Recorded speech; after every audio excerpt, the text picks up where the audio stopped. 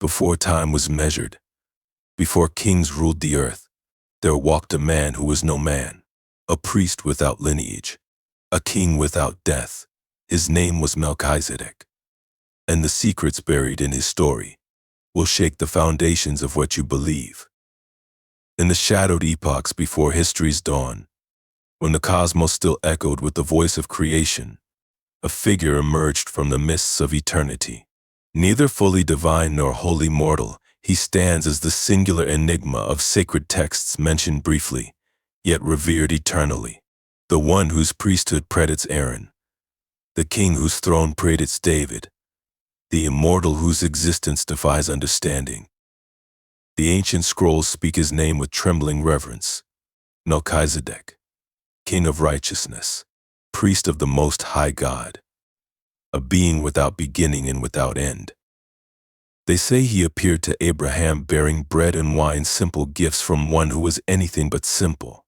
They say he blessed the patriarch and received the first tithe recorded in Scripture. But what they whisper in the dark corners of forgotten temples is far more terrifying, that he walks among us still. For what is immortality but a curse to the eternal? What is timelessness but an exile from the natural order? And what happens when an immortal king, a priest forever, decides to claim his rightful throne? The book of Hebrews describes him thus: without father, without mother, without genealogy, having neither beginning of days nor end of life. Words that should chill the blood of any who truly comprehend their meaning. For in all creation, only the Creator himself exists beyond time's boundaries, or so we believed. But the Dead Sea Scrolls tell another tale, of a priest-king born of impossible circumstances, of an avenger who will return to judge not merely men, but angels, of a figure so powerful that even the ancient watchers, those celestial beings who abandoned heaven for earth's pleasures, fear his coming. Was Melchizedek a promise or a warning? Is he our salvation or our judge? For the king of Salem approaches once more. The priest forever prepares his altar, and this time when he offers bread and wine, it may not be a blessing he bestows, but a reckoning. Gird yourself with understanding, seekers of truth. For the mystery of Melchizedek is no mere theological curiosity. It is the key that unlocks the most terrifying possibility of all, that divinity and humanity were never meant to be separate, and those who breach that sacred boundary face consequences beyond mortal comprehension. In the days when Abram returned from the slaughter of kings, Melchizedek met him with bread and wine. But Abram bowed, for he knew this was no mortal king. The ancient text of Genesis records the encounter with deceptive simplicity. And Melchizedek, king of Salem, brought forth bread and wine, and he was the priest of the Most High God. Yet in these sparse words lies an abyss of mystery. To consider the revelation hidden in plain sight in an age of polytheism and tribal deities, here stood a priest of El Elyon, the Most High God. Not a local deity, not a carved idol demanding blood sacrifice, but the supreme creator himself. How came this king priest to know the true God when all the world wallowed in darkness? From whom did he receive his priesthood? When the Levitical order lay centuries in the future, what temple housed his service when Solomon's sacred halls were not yet even a dream in David's heart? The Talmud suggests an answer that the pious dare not contemplate, that Melchizedek was Shem, son of Noah, preserved beyond natural lifespan as witness to both antediluvian world and the post-flood corruption. But this explanation crumbles under scrutiny, for Shem's genealogy is well documented, his death recorded. Yet the Book of Jubilees whispers that wine was not of earth. Consider the sacred moment Abram, mighty in battle, fresh from victory over the kings of the East, encounters this mysterious sovereign. And what does the father of nations do? He bows. He who stood defiant before Pharaoh, who negotiated with God himself over Sodom's fate, inclines his head and offers a tenth of all. Who commands such reverence from the patriarch? who receives tribute from the man to whom all nations would ultimately pay homage. The Dead Sea Scrolls speak of another wine, a draught not pressed from earthly grapes but distilled from the very essence of eternity. Those who partake never thirst again, not for water, not for power, not for life itself. The communion that transcends mortality. The wine Melchizedek offered was thick as blood, yet sweet as forgotten memories. And when Abram drank, the scrolls say his eyes were opened, and he saw not merely a king in robes of office, but a being wreathed in an unearthly light, whose shadow stretched backward to creation's dawn and forward to time's final hour. Some scholars suggest that Salem, the city over which Melchizedek ruled, was indeed Jerusalem. Yet archaeological records show no significant settlement there in Abraham's era.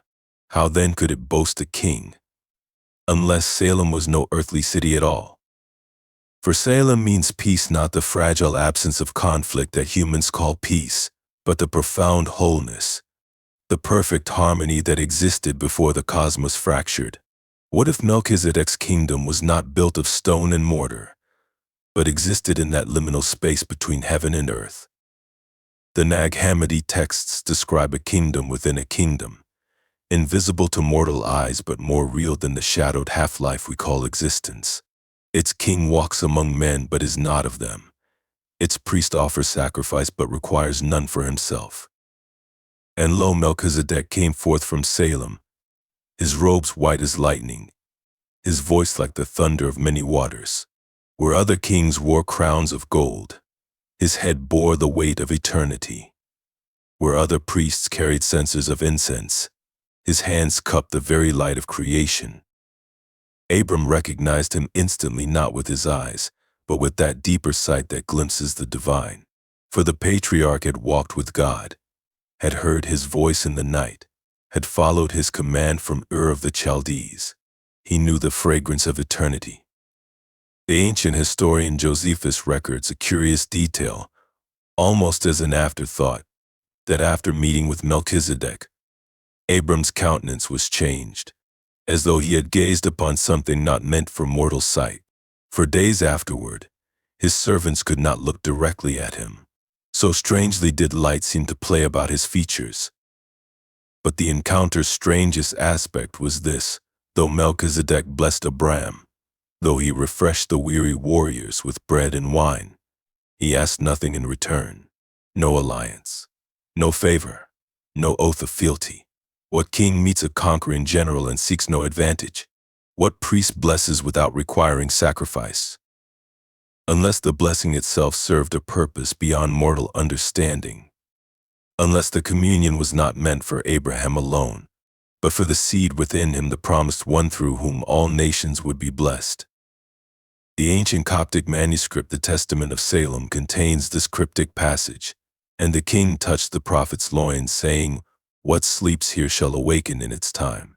The covenant is not with you alone, but with the star that shall arise from your line, not in the first generation, nor the 10th, but when the fullness of time demands it." Did Melchizedek, peering across the millennia with immortal sight, glimpse the Messiah who would come from Abraham's lineage? Did he, priest forever, recognize the one who would establish a new priesthood?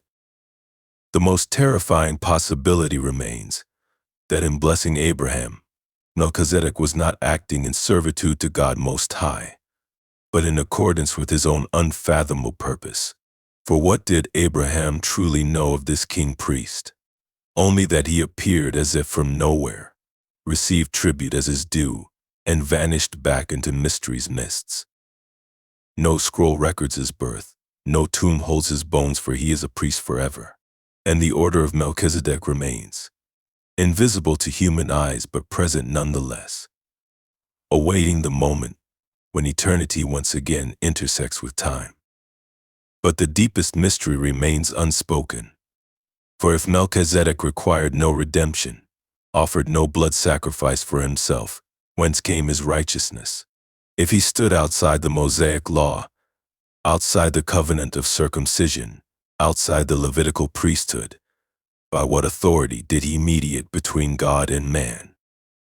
The ancient Zohar suggests an answer that shatters conventional understanding, that Melchizedek was neither fully divine nor wholly human, but something else entirely, a remnant from before the separation, when the boundary between creator and created had not yet solidified.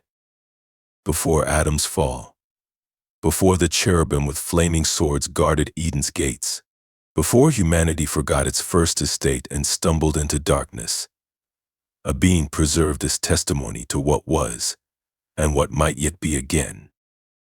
Yet the Book of Jubilees whispers that wine was not of earth. Without a father, without a mother, without beginning or end, such is the mystery of his priesthood. But the scribes of Qumran wrote of another truth. He was born of a dead woman's womb, and his first cry was a prophecy of doom. And it came to pass that no man knew his father or mother, for he was as the mist of the morning there before the sun, gone ere men marked him. Yet the Midrashim speak of a child born silent, whose mother's breath fled her body as he drew his first, and that child opened his mouth, and the priests of Babylon fell dead at the sound. Such was the first coming of Melchizedek. The sacred texts tell us with unsettling clarity that Melchizedek stands outside the natural order of human generation. The Epistle to the Hebrews declares him without father, without mother, without genealogy, words that pierce the veil of comfortable theology and force us to confront a being unconstrained by biology's laws. Every human who has ever lived came into existence through the union of man and woman. Every king in Israel's line could recite his ancestry back through the generations. Every priest of Aaron's order maintained meticulous records of lineage, for priesthood itself depended on unbroken bloodlines. Not so with Melchizedek.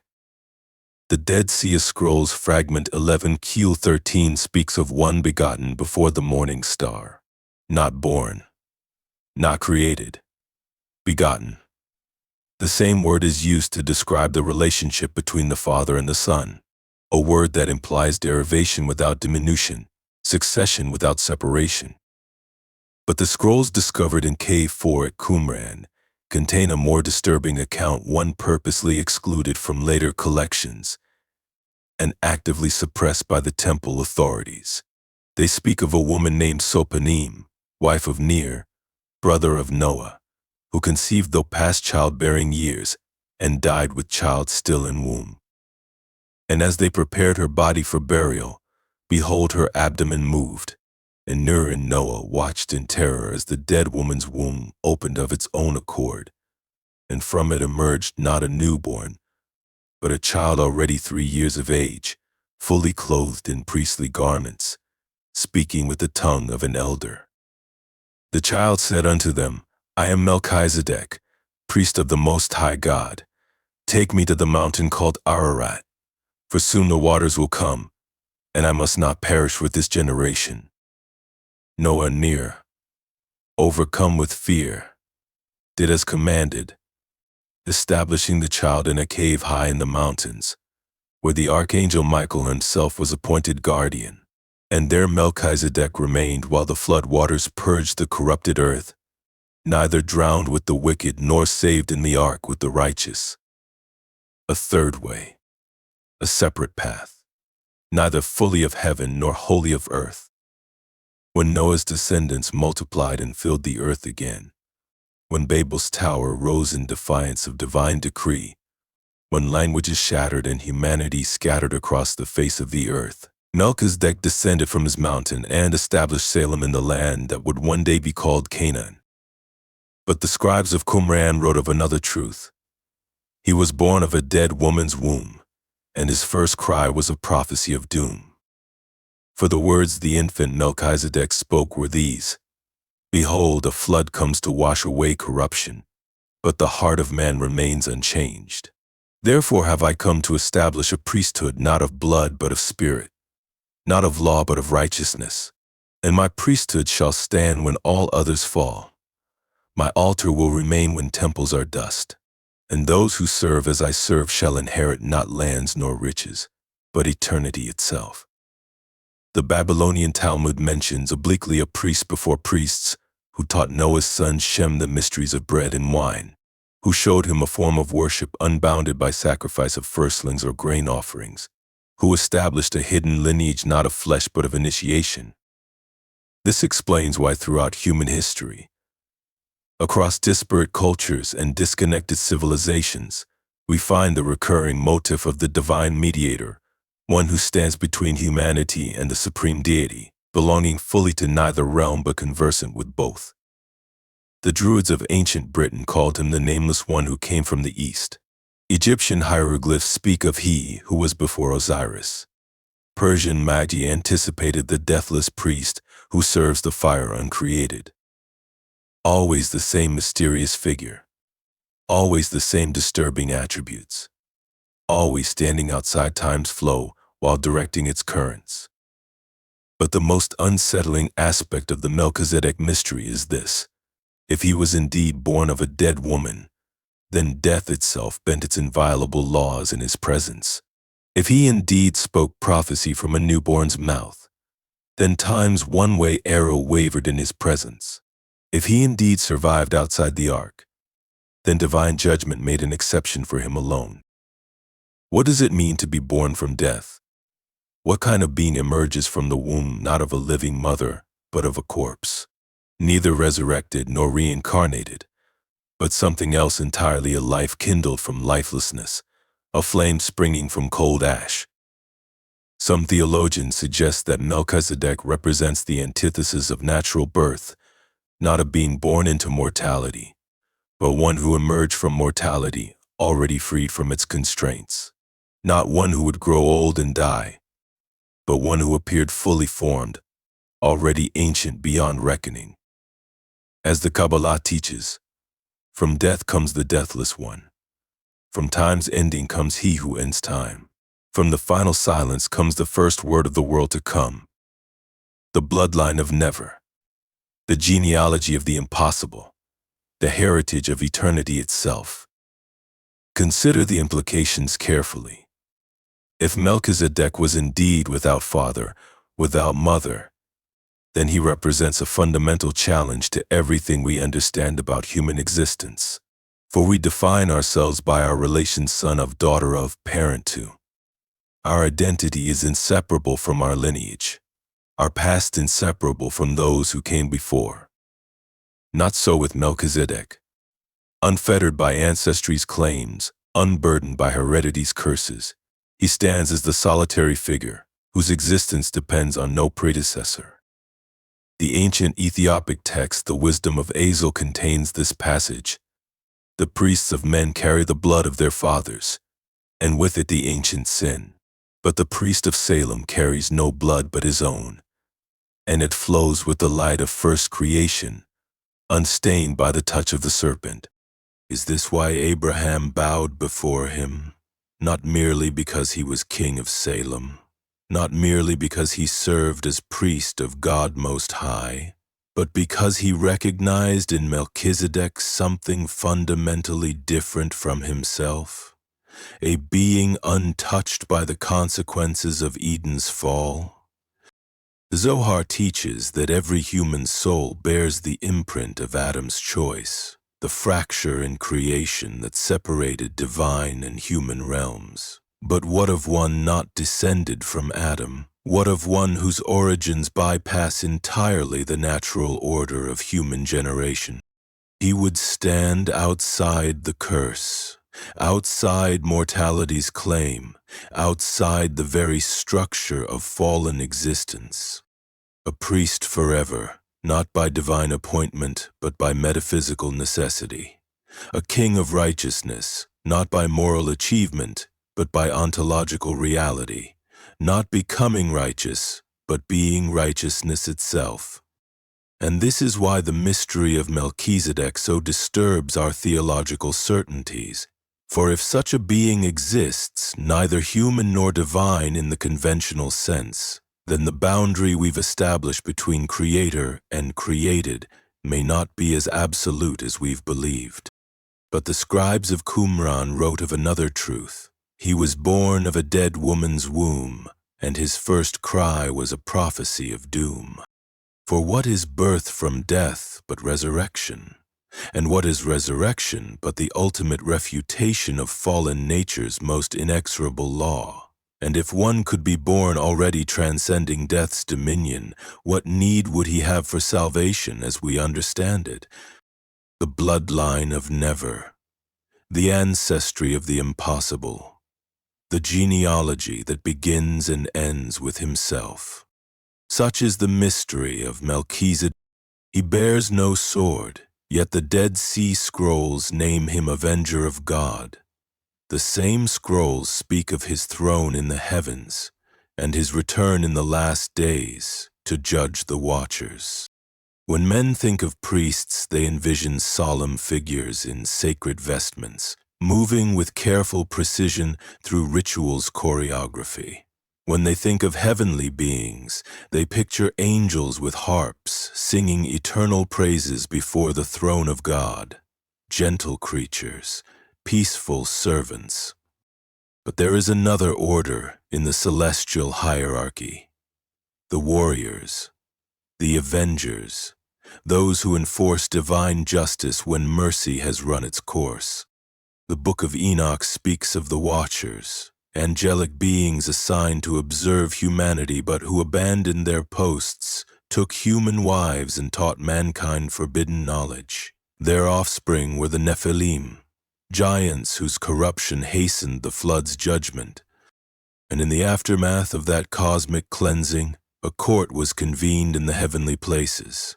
A throne was established, not for mercy, but for judgment. And upon that throne sat one whose appearance was like white wool, and his garment indescribable. The Dead Sea Scrolls identify this judge as Melchizedek, the Avenger of God. Not merely priest, but executioner of divine sentence. Not merely king, but cosmic arbiter whose word determines the fate of rebellious celestials. The Qumran community believed that in the final days, in the great war between the sons of light and the sons of darkness, Melchizedek would return, not with bread and wine, but with the sword of ultimate justice, not to bless, but to render the final verdict against those powers and principalities who corrupted God's creation. In fragment 11q13 we read, "And the messenger is Melchizedek, for this is the moment of judgment decreed against the heavenly powers, against the spirits of wickedness, and so to Melchizedek will belong all the exalted beings among the Elohim, and he will execute vengeance for the judgments of God." The text then quotes Psalm 82, "God stands in the divine assembly. Among the divine beings he pronounces judgment." But the Dead Sea Scrolls make a crucial substitution, replacing God with Melchizedek. Such identification would be blasphemous unless Melchizedek were understood as something far greater than a mere earthly king or human priest. The implication is staggering. Melchizedek as divine agent, empowered to judge even the angelic realm. The ancient apocryphal text, The Ascension of Melchizedek, describes his heavenly throne thus: "Not built of gold or precious stones, but fashioned from pure justice itself. Its foundation is truth absolute, its covering is mercy remembered. And before it all beings, whether of heaven or earth or under the earth, must give account of every deed, every word, every thought." Why would the eternal priest require such authority? Why would the king of Salem need power to judge the heavenly hosts?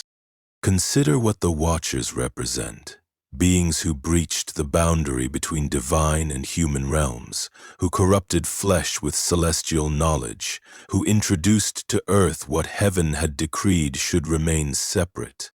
If Melchizedek stands as guardian of that sacred boundary, as enforcer of creation's proper order, then his role as judge of the Watchers becomes not merely punitive but restorative, not merely condemning transgression, but re-establishing the cosmic balance they disturbed. The Enochic literature describes the chief among the Watchers, Semyaza, as having taught humans the cutting of roots and the use of plants for magical purposes. Azazel taught metallurgy and weaponry. Barakijal taught astrology. Kokabeel the constellations. Armaros the resolving of enchantments. Shamshiel the signs of the sun. Knowledge that humanity was not yet prepared to wield. Power that corrupted rather than elevated. Wisdom divorced from reverence. And when the Nephilim strode the earth, when violence filled the world, when the imaginations of men's hearts were only evil continually, the Watcher's judgment was sealed. But their sentence, imprisonment in darkness, bound until the final judgment, awaits full execution. The second coming, as Christians understand it, the day of the Lord as Jews anticipate it, the hour of reckoning as Muslims expect it. But what the orthodox teachings of these faiths dare not emphasize is the identity of the judge himself. For if Melchizedek indeed sits on that final tribunal, if the eternal priest-king passes sentence on the angelic rebels, then the eschatology of all three Abrahamic faiths requires radical reconsideration. The Dead Sea Scrolls name him Avenger of God. The same scrolls speak of his throne in the heavens and his return in the last days to judge the watchers. The title Avenger derives from the Hebrew Goel, most commonly translated as kinsman redeemer, one obligated by blood relation to rescue a family member from slavery or to avenge a relative's murder. But how can one without father, without mother, without genealogy serve as Goel for anyone? Unless his kinship is not with a particular bloodline but with humanity itself, unless he stands as representative not of a single family but of Homo sapiens as a species, unless his vengeance is required not for individual wrongs but for cosmic crimes against creation itself. The Essenes believed that the war between light and darkness, good and evil, God and Belial, would culminate in a final battle in which Melchizedek would lead the heavenly hosts against the forces of corruption, not as general only, but as both commander and executioner, the one who pronounces sentence and carries it out. In their war scroll, we read, "And on the day when the Kittim fall, there shall be battle and terrible carnage before the God of Israel, for that is the day appointed from ancient times for the battle of destruction of the sons of darkness. At that time the assembly of gods and the hosts of men shall battle, causing great carnage. On the day of calamity the sons of light shall battle with the company of darkness, amid the shouts of a mighty multitude and the clamor of gods and men to render the requital of the wicked. And it will be a time of suffering for all the people redeemed by God. Of all their sufferings, none will be like this, from its hastening until its end for eternal redemption." The leader of these sons of light? Melchizedek, the priest-king, whose garments run red not with sacrificial blood, but with the life essence of God's enemies. The prophet Isaiah glimpsed this warrior priest in vision. Who is this coming from Edom, from Bozrah, with his garments stained crimson? Who is this, robed in splendor, striding forward in the greatness of his strength? And the answer returns, "It is I, speaking in righteousness, mighty to save." But then comes the disturbing clarification. "I have trodden the winepress alone, from the nations no one was with me. I trampled them in my anger and trod them down in my wrath. Their blood spattered my garments and I stained all my clothing." The winepress of God's wrath, the vintage of divine justice, the blood of the nations staining priestly robes. Is this why Melchizedek first appeared to Abraham with wine? To foreshadow the cup of wrath that he would one day administer? Is this why the communion established by Christ explicitly connects wine with blood? Because both priest and sacrifice are united in a single redemptive purpose. The early Christian text, the Gospel of the Egyptians, contains this cryptic saying attributed to Jesus: I came to cast fire upon the world, and behold, I am guarding it until it blazes. Some scholars believe this references the same eschatological judgment that the Qumran community associated with Melchizedek. He bears no sword, yet the Dead Sea Scrolls name him Avenger of God. For his weapon is not steel, but justice itself. His armament not physical, but metaphysical. The word that proceeds from his mouth sharper than any two-edged sword, piercing even to the division of soul and spirit, of joints and marrow, discerning the thoughts and intentions of the heart. No creature hidden from his sight, all exposed and laid bare to the eyes of him to whom we must give account. The war priest, the avenger, the judge of rebellious angels. Such is the terrible aspect of Melchizedek that Orthodox theology prefers to leave unexplored. For it is one thing to contemplate a mysterious king-priest bringing bread and wine to Abraham. It is quite another to confront the cosmic judge before whom even angels tremble. Yet both aspects must be reconciled if we are to understand the full significance of this enigmatic figure. For mercy and justice are not opposing principles, but complementary expressions of divine holiness. The priest who blesses and the warrior who avenges are not contradictory roles, but necessary functions of the same mediatorial office. As it is written in Psalm 110, "The Lord has sworn and will not change his mind. You are a priest forever in the order of Melchizedek." And in the very next verse, "The Lord is at your right hand. He will crush kings on the day of his wrath. He will judge the nations, heaping up the dead and crushing the rulers of the whole earth." Blessing and vengeance, communion and conquest, priesthood and warfare. The same scrolls speak of his throne in the heavens and his return in the last days to judge the watchers. Jerusalem was once called Salem, his city, but beneath its stones lie older things. The Templars dug there, and what they sought was not gold, but his covenant. The city we now call Jerusalem bears the weight of history like no other place on earth. Conquered and reconquered, built and rebuilt, sanctified and desecrated through millennia of human striving. Temple Mount, noble sanctuary, the navel of the world. But before David claimed it for his capital, before Solomon built the first temple upon its heights, before it became the focal point of 3 world religions, it bore another name, Salem, the city of Melchizedek. What manner of settlement was it when the mysterious priest-king ruled there? Archaeological evidence reveals little. No grand palaces from that era have been unearthed, no temple complexes, no defensive walls of note. By all material measures, Salem was unremarkable, a minor Canaanite settlement on a rocky ridge, valued primarily for its natural springs in an arid landscape. Yet this unremarkable place became the most contested real estate in human history.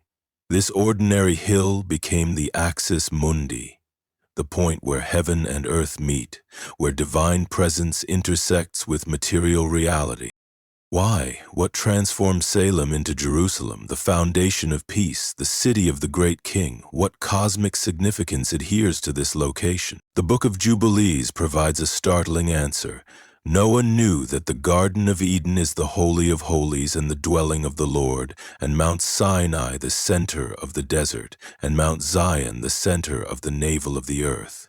These 3 were created as holy places, facing each other. Eden, Sinai, Zion, a sacred triangle marking the points of divine manifestation in the material world. And at one vertex of this triangle stood Salem, the city of Melchizedek, directly corresponding to Eden itself.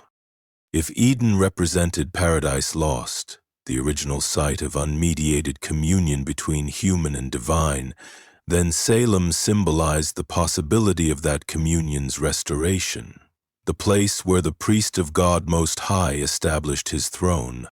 But beneath Jerusalem's stones lie older things, ancient foundations, buried secrets, sacred geometries aligned with celestial patterns. When the Knights Templar established their headquarters on Temple Mount in the 12th century, they claimed to be protecting pilgrim routes to the Holy Land. For 9 years, their founding members occupied the Al-Aqsa Mosque, which they believed stood on the ruins of Solomon's Temple. 9 men, 9 years, and during that time they engaged not in military training or administrative organization, but in excavation, digging beneath the sacred platform, tunneling into the bedrock itself, searching for... what? The official histories say they sought Solomon's treasure, the accumulated wealth of ancient Israel supposedly hidden before the Babylonian conquest. But the Templars returned to Europe with no gold, no silver, no precious gems. Instead, they carried something far more valuable: knowledge. Within a generation, this small brotherhood transformed into the medieval world's most powerful organization. International bankers, master builders, confidants of kings, possessors of mysterious rights that owed more to esoteric tradition than to Christian orthodoxy. And at the heart of their secret doctrines stood Melchizedek, not as historical curiosity, but as an initiatory model, not as an ancient king, but as an eternal priest whose order they claimed to perpetuate. The Templar rule, their governing document, required each knight to take bread and wine daily in a ceremony explicitly connected not to the Last Supper, but to Melchizedek's offering to Abraham. Their secret rituals, later described by confessing members during the Inquisition's prosecutions, included veneration of a bearded head they called Baphomet, a name some scholars believe derived from the Arabic corruption of Father Mithras, the Persian divinity whose cult also centered on a sacred meal of bread and wine. But the Templars dug there, and what they sought was not gold, but his covenant. What covenant could Melchizedek have established, distinct from the Abrahamic covenant, the Mosaic covenant, the Davidic covenant? What binding agreement between humanity and divinity might have preceded all these? Ancient Gnostic texts speak of the covenant of light, a primordial pact established before linear time, binding certain human souls to their divine source despite the corrupting influence of material existence. Those who remembered this covenant, who recognized the divine spark within themselves, could follow it back to their origin beyond the created order. This concept parallels the Essene notion of the sons of light, individuals whose spiritual ancestry traced not through physical lineage but through direct illumination from the uncreated light. The same light that shone before "Let there be light" was spoken. The same light that Melchizedek supposedly embodied. The medieval Kabbalah describes the covenant of Melchizedek as the agreement between above and below, between inner and outer, between manifest and unmanifest, not limited to a single people or bloodline, but available to any who recognized its universal principles. But such a covenant required a physical anchor in the material world, a place where its energies could be accessed, its wisdom perpetuated, its power channeled. Salem, the city whose very name means complete or perfect, the throne of the king whose name means "my king is righteous," the altar of the priest whose order precedes and supersedes all others. Beneath Jerusalem's foundations, beneath layers of conquest and reconstruction, might lie the original altar of Melchizedek, not built of ordinary stone, but constructed according to sacred principles that maintain its connection to realms beyond the material. This would explain why, despite its unimpressive natural features, despite its lack of strategic or commercial advantage, Jerusalem became the most fought-over location in human history, not for what it is physically, but for what it connects to metaphysically. The Templars discovered something beneath Temple Mount, something that transformed their understanding of Christianity itself, something that connected Melchizedek, Christ, and their own order in a continuity of priesthood that Orthodox theology could neither accommodate nor explain. Medieval accounts describe their excavations revealing a chamber neither fully above ground nor fully below it, neither entirely of human construction nor entirely natural, where light behaved strangely and water flowed upward against its nature. Was this the original sanctuary of Melchizedek, the physical nexus of his covenant, the place where Salem's king-priest communed directly with the Most High God?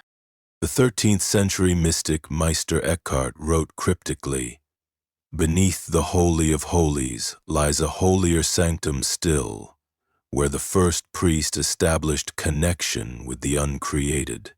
To open this doorway now would be to unmake the world as we know it." But the Templars discovered only fragments of Melchizedek's covenant.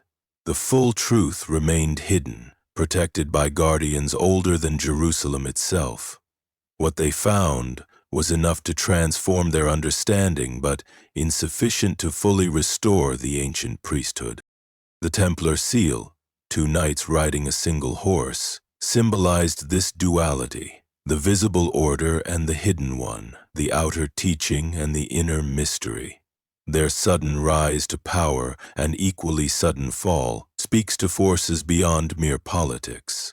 Some secrets are not meant to be unearthed before their appointed time.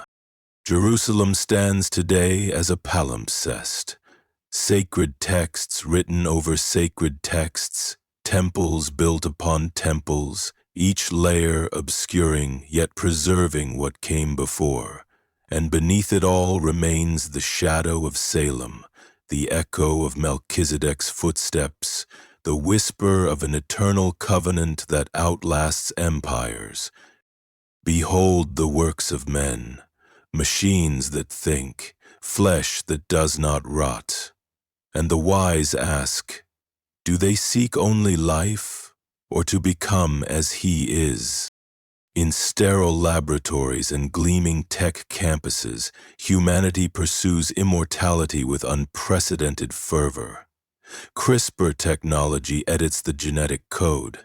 Neural interfaces merge mind with machine.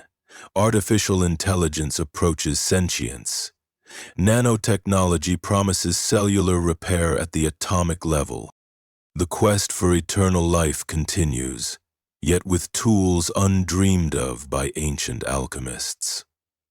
The elixir of life reimagined as gene therapy, the philosopher's stone recast as quantum computing. But what drives this obsession?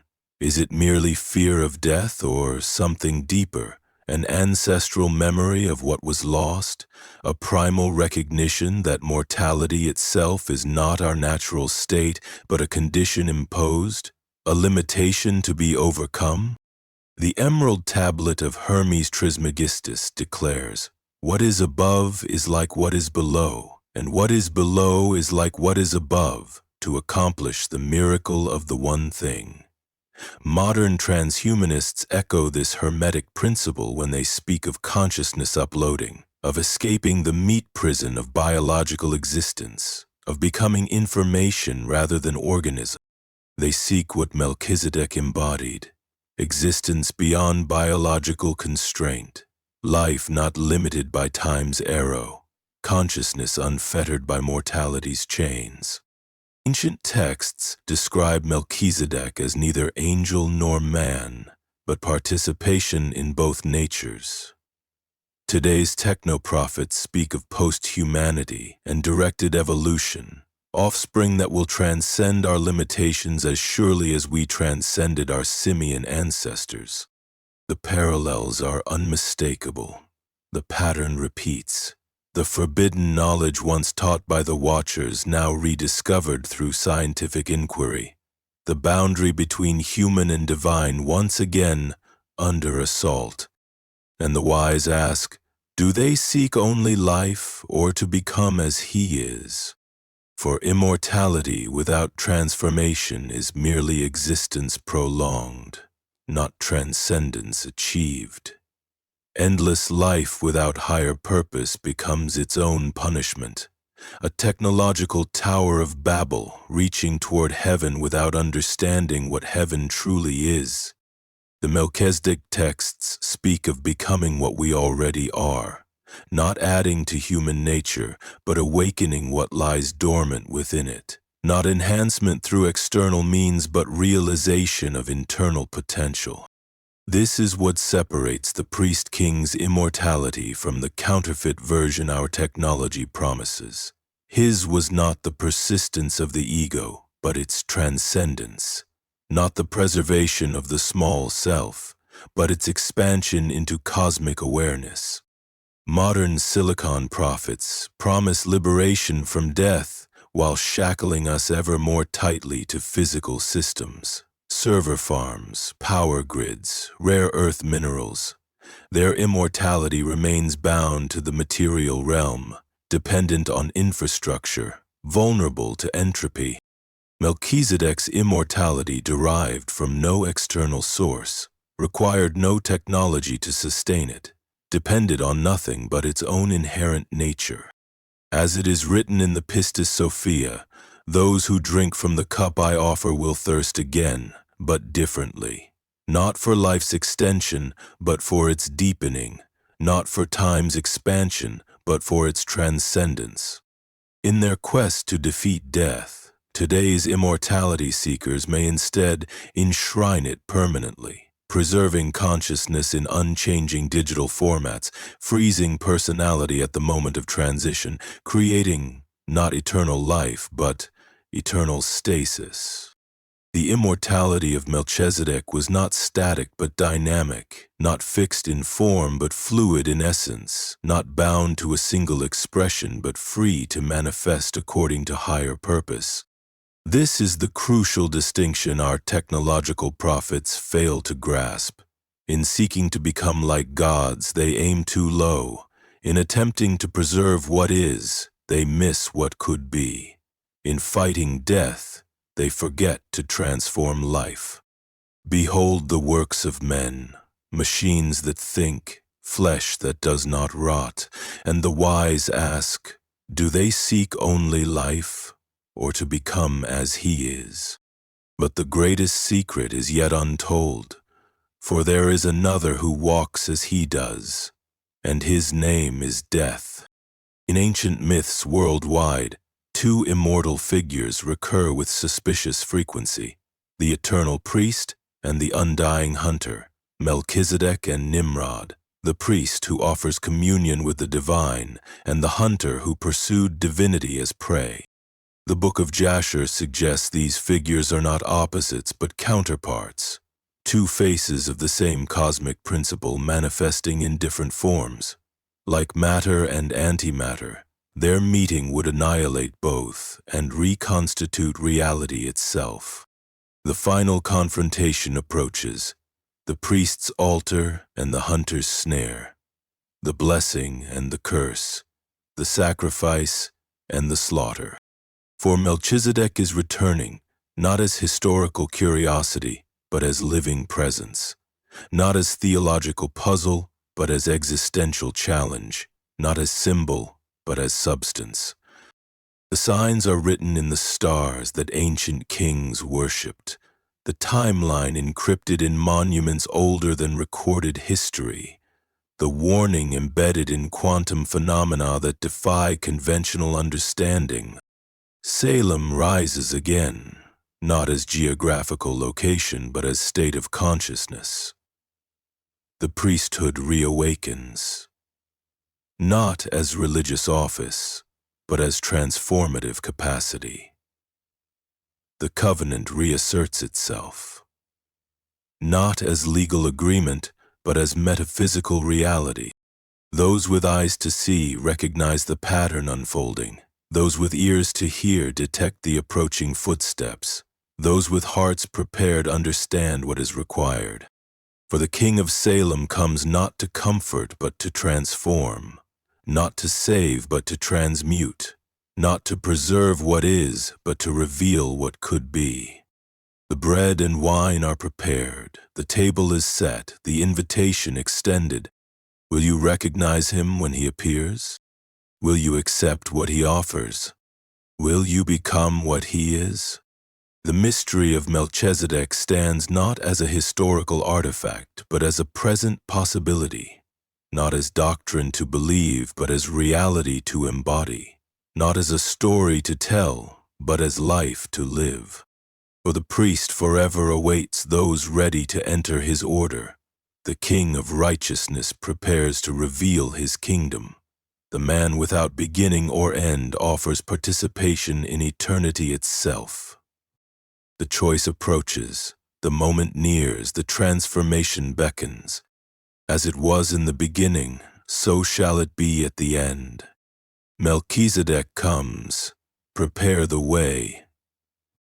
Subscribe now to unlock the hidden knowledge of the ages. Join our sacred brotherhood of seekers and prepare yourself for the return of the immortal King. Press the button below and become part of the order of Melchizedek.